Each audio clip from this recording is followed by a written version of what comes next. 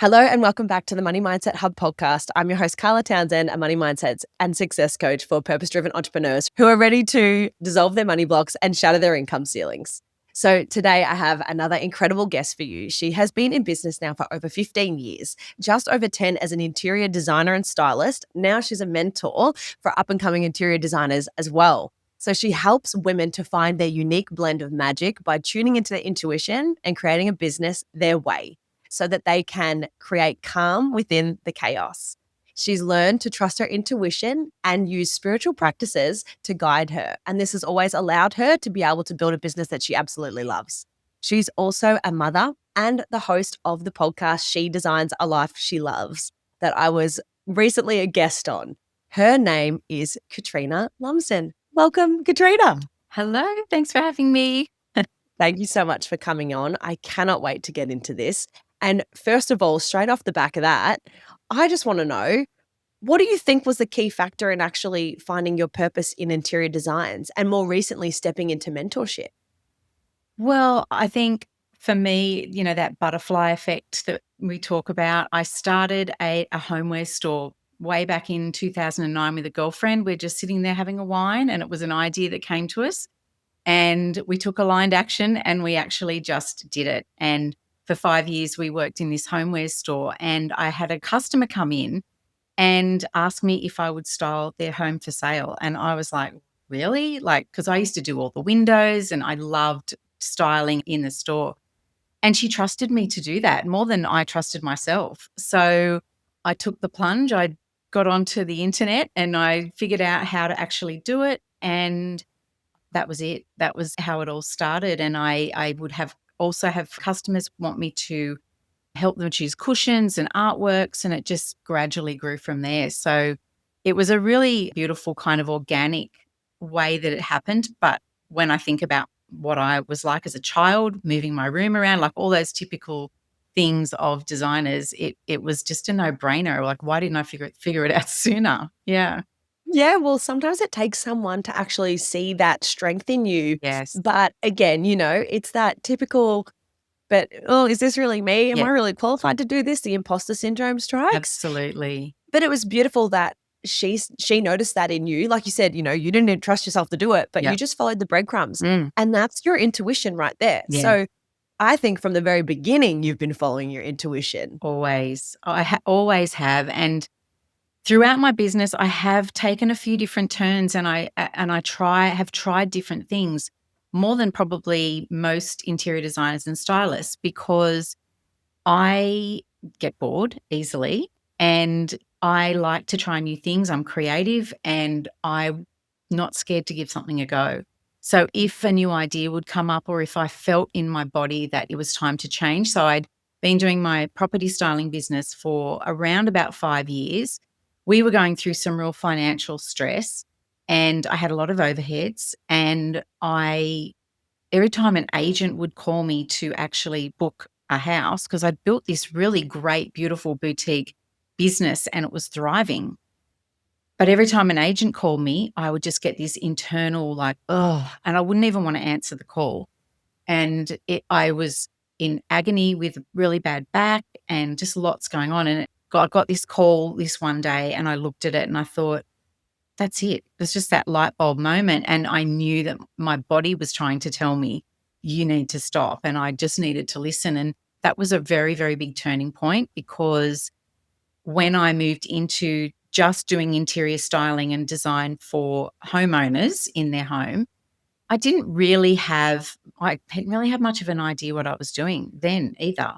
I had no qualifications. I had no idea how to run a business. I didn't know what to price. It was just all of those things. So it's just taking that leap and trusting yourself and trusting in your path, and that you're on your true path. And I think listening to your intuition and getting to know how to tune into your body and understand what's a hell yes, go for it, or a no, this isn't right, you can move forward with so much clarity and confidence. 100%. I love that way of living, which is Mhm. just, it's either a hell yes or it's a no. Mm. There's no such thing as maybe. And you will know in your body before your mind, because your mind is always going to talk you out of it. Like, no, you've got to do this first, and you've got to make, like, our brain overcomplicates Yeah, everything. always. And Yeah. it can be really hard to decipher between what is your ego and what's your brain and what's your heart and what's your soul and your intuition. And I think practicing and just taking that aligned action, because I think every time I've ever had a full body go for it, I've never, ever regretted it.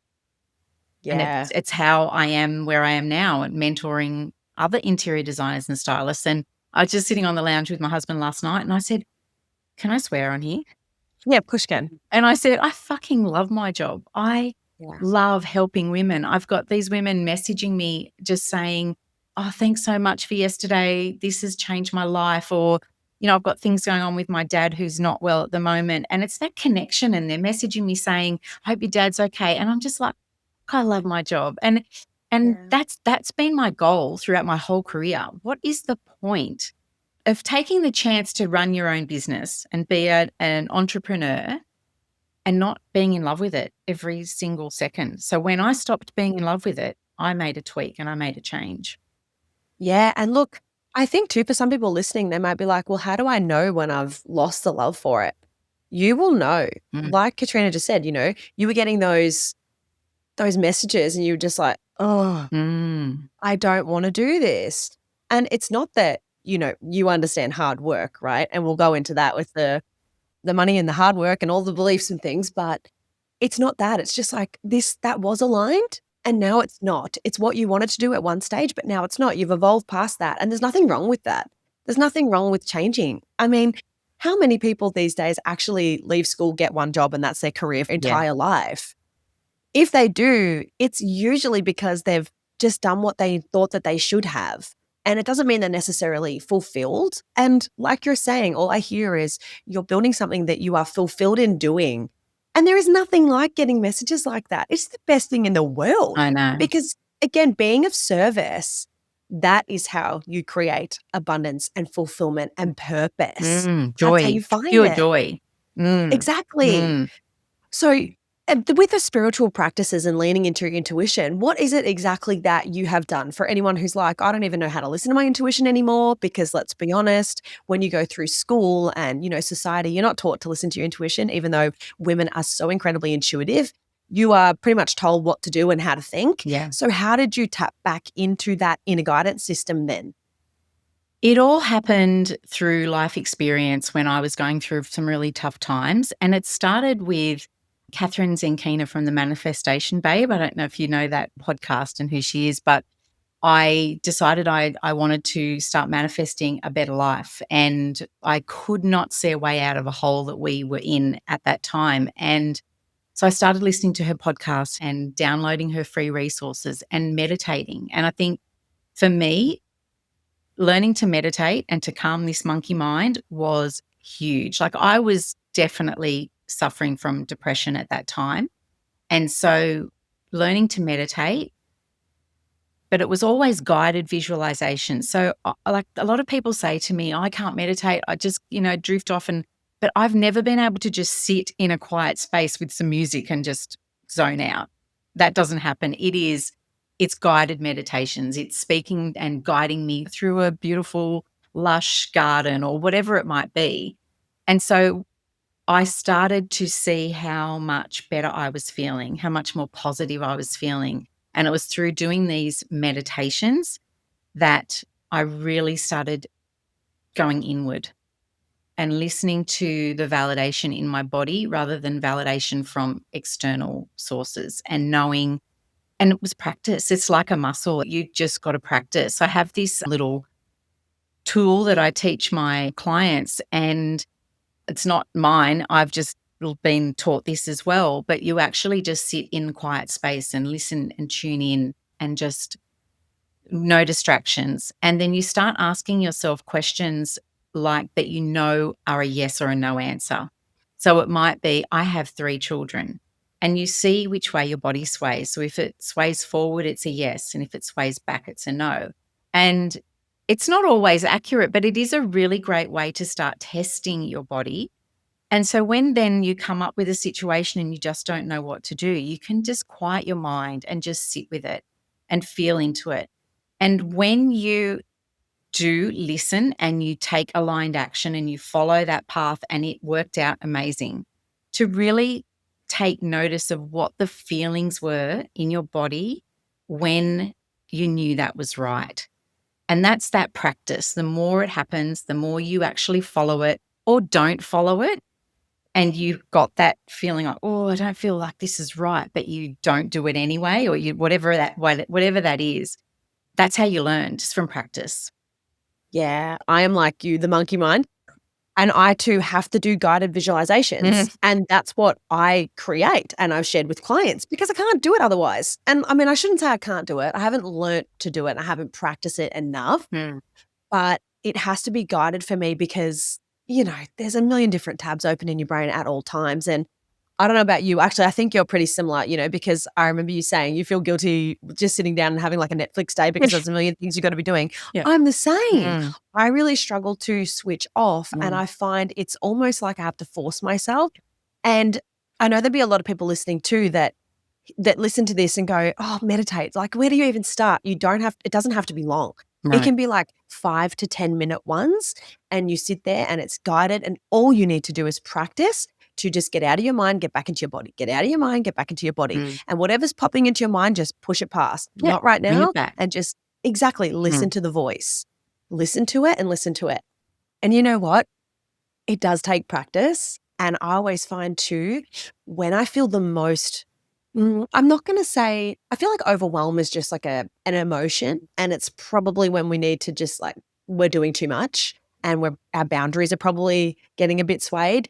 But I feel like whenever I feel a bit scattered, like there's so much going on, there's lots of moving parts, there's lots of stuff with the kids and the business and all the things, that's actually a really big reminder to me that I need to go and do a 10-minute meditation because when I calm down my mind, it puts it all in perspective and then I can focus on one thing at a time, right? And then that's how you get traction. Yeah. That's how you become productive.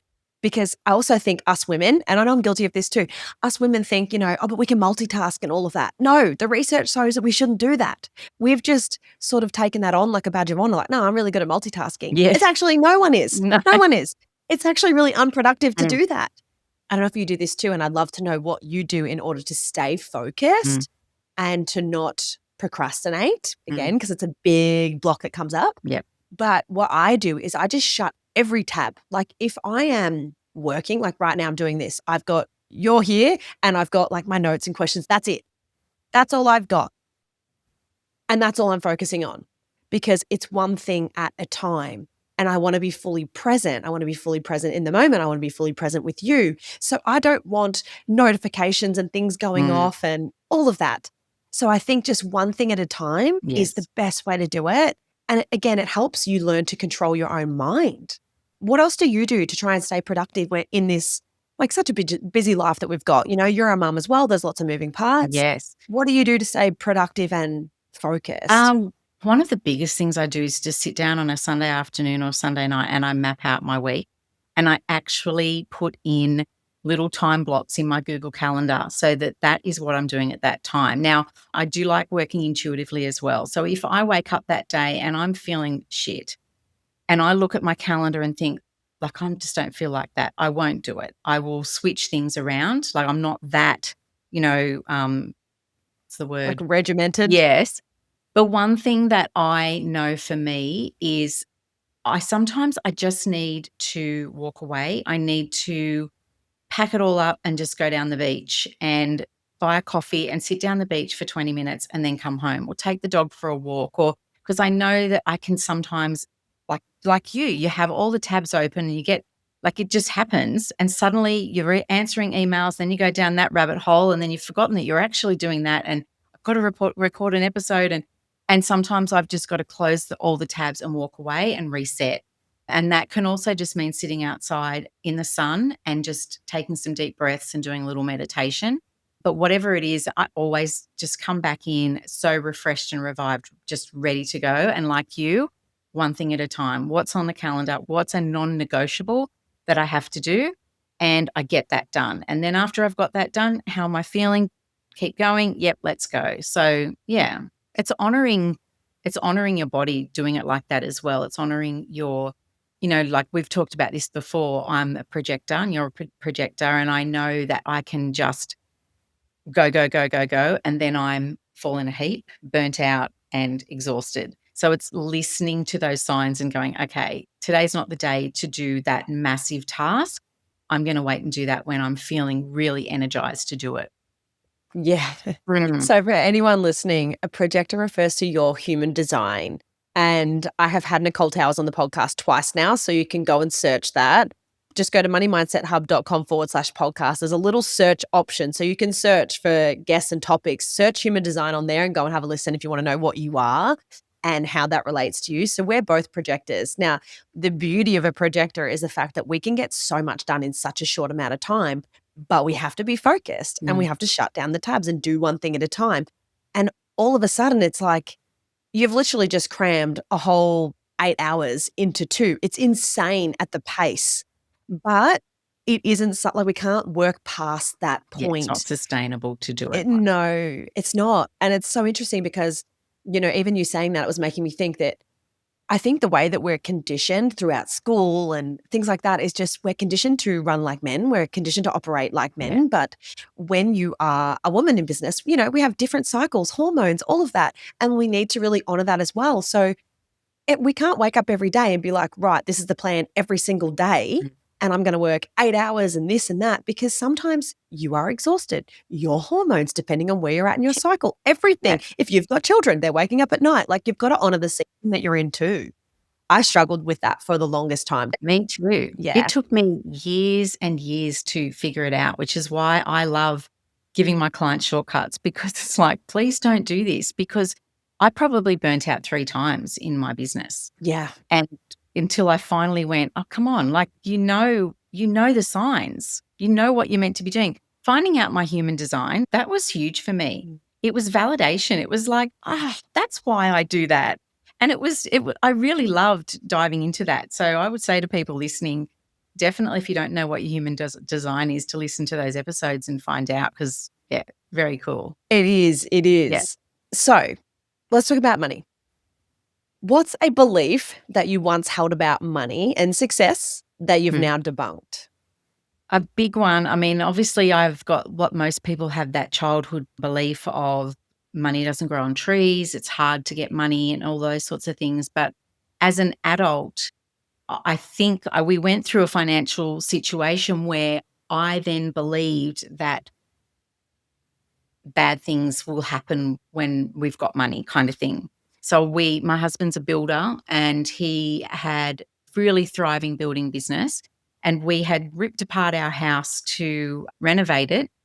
And he had one client who didn't pay him quite a lot of money, and another client he was about to start a new build on in the November, which was a huge job. So we knew we had income coming in to just keep going with this house.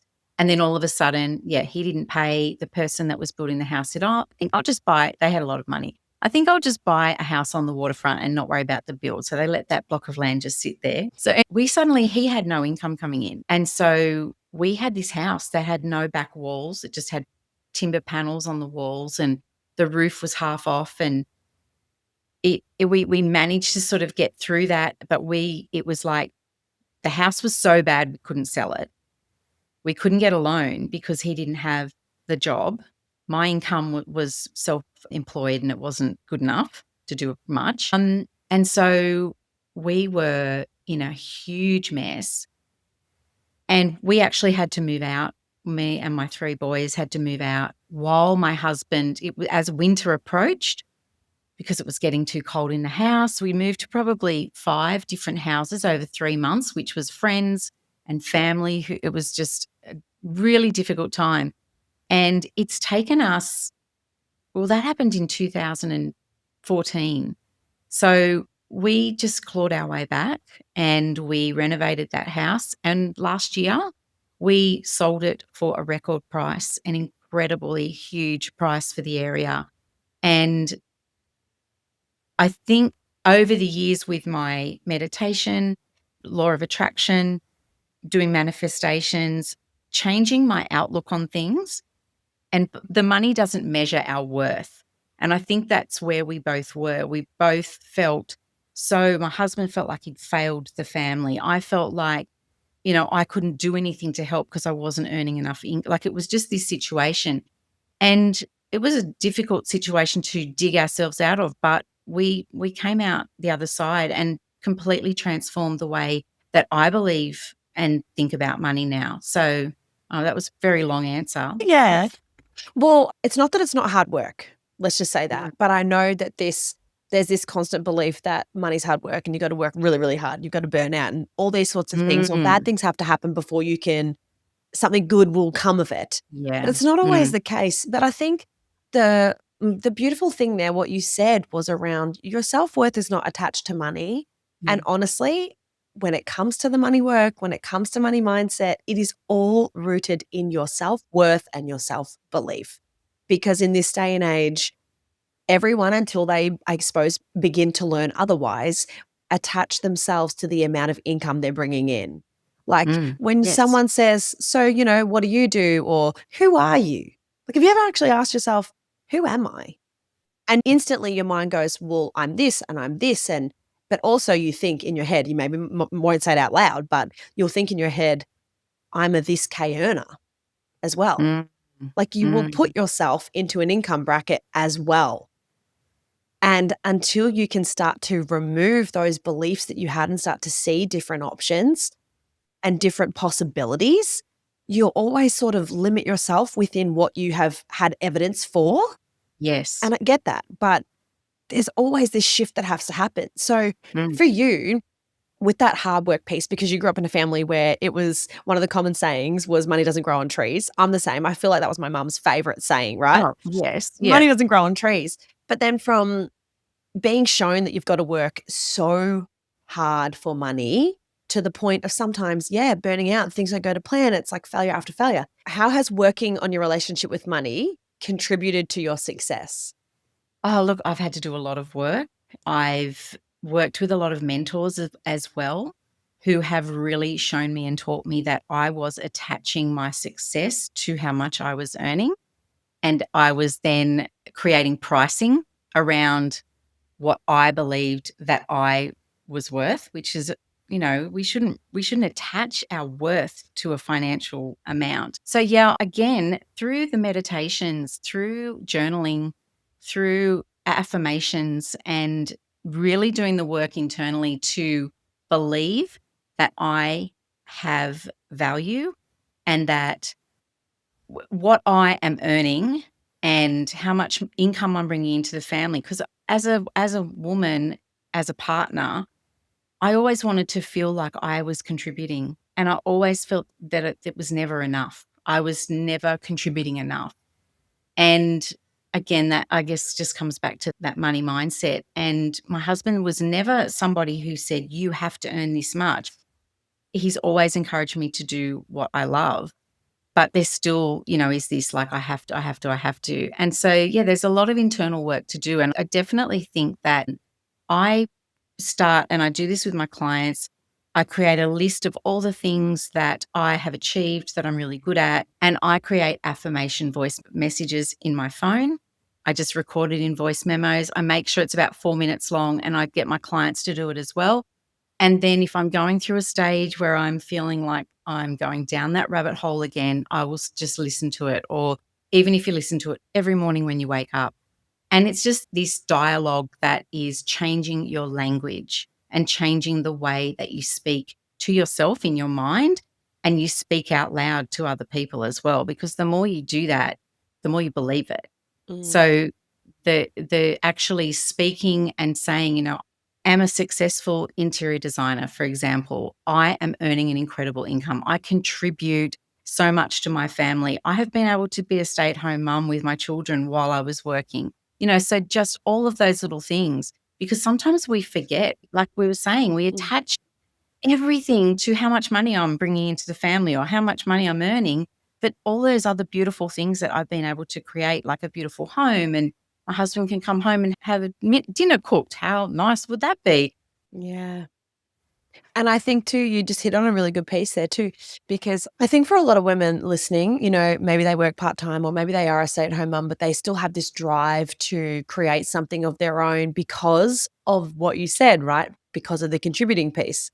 I am right there with you, Katrina, because I think honestly, I feel like that's innately within you to be like that. And it's not about this, I've got to be independent or anything like that, like we're a team. But I don't see it like that, but I always feel the same as you. I've always had to contribute, had to do something. And it's so funny because, I have another opportunity that was just popped up and it's great and it could be massive. But I said to my husband this morning when he got home from night shift, I said, oh, and so this could be happening. And he was just like, just don't burn out. Because he knows me. Like literally when we met, I had 4 jobs and I was studying because I'm a lunatic.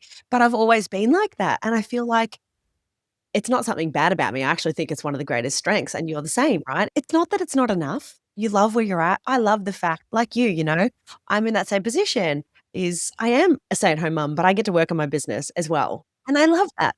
But then, obviously, it wasn't always this way. It was intentionally building the business to the point and got me here. But there's this thing about it never being enough, and I find even for myself, it's something I'm continually working through. And for anyone listening, whenever it comes to any sort of mindset barrier, hurdle, or money block, like I call them, something that you feel like is blocking you, this constant limiting belief that's coming up, or the shoulds or the woulds or all of those, they are something that, yes, you can transcend them absolutely, but there's so many layers and it depends on the season of life you're in. Like this one for us is probably going to be a piece that we will forever work on. This learning to just be like, no, it is enough, but it's also okay to be like, okay, dipping one foot into like gratitude for everything you've got and being so happy and feeling so successful and abundant and loving it. But then at the same time, still striving for something more. When I relaunched the business to what it is today, I had 3 kids, 4 and under. And I was like, oh, I should be further ahead than this. But it's not in a bad way. It's just this big drive and motivation. And I don't know whether it's just innately born within you that you just have this. It's like this, I call it like you just can't settle for like mediocre. For some reason, you've always had this big vision in you. But I think what I had to learn, which probably will support her too, is just unattaching from the timeline of when it has to happen. Like it will happen. And as long as you're actively taking action to move towards that, it's going to happen. But like you said, you've got to actually accept, and this is something I had to do, accept the stage of life that I'm in and do what I can do. But I think also it depends on how you measure success. And I know the success for me is I'm still fulfilling this desire to serve women around the world and help them change their relationship with money. I'm still serving that. But at the same time, I am also being the best wife, the best mother. I am at every pickup, every drop off, every activity. I'm there, you know, all of it. And that to me is what I always wanted. I always wanted to have the opportunity to never miss out on those times with my kids. And I've still got one that's at home this year and next year, she's in kinder 2 days a week and then they'll all be in school. So look out, come then. Thank you so much for listening to this episode. And unfortunately, IT did what it does sometimes, and the last part of the interview did not record. You could only hear me. You couldn't hear the beautiful Katrina, which was just devastating because there was some really incredible questions there around money and interior design and all those things. But sometimes that just happens. And you know what? Done is better than perfect. So here it is. This is where we're going to have to leave it. And I really hope that you love this episode. And I hope you got a lot out of it and it really inspired you to just take the leap and do what it is that you've always wanted to do. And I look forward to catching you in the next episode. Thank you so much for tuning into today's episode. I really hope that you enjoyed it, and be sure to subscribe so that you don't miss any of the incredible future episodes and guests that we have coming up for you. And if you haven't already, subscribe to our email list. Be sure to do so because we have some pretty epic things coming this year, as well as a magazine will be sent to our subscribers every single month to help you with all things money and mindset, personal development and entrepreneurship. The world needs more kind-hearted women like you with deep pockets. I'll catch you in the next episode.